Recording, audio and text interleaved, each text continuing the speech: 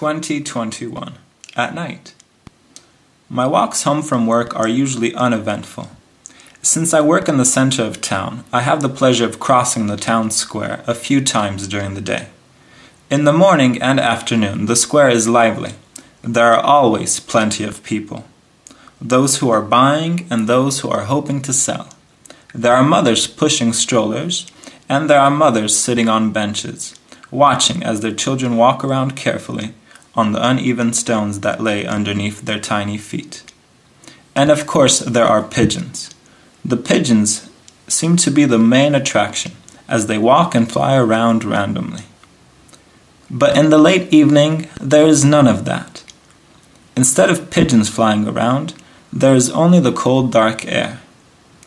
And in place of mothers with strollers, there's a line of taxis. So there I was one night, walking home between the shining streetlights.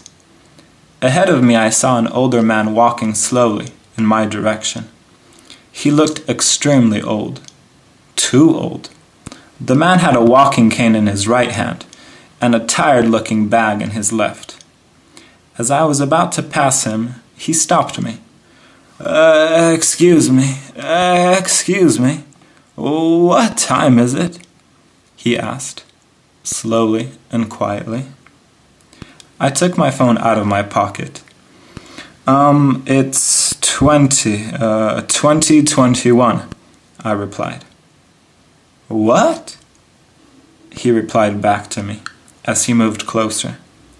2021, I tried to say clearly and loudly. There was a short pause as I waited to see if he had heard me. "At night?" he shouted. "Whoa," I thought to myself. I just didn't know how to reply. I totally didn't expect such a reaction from him.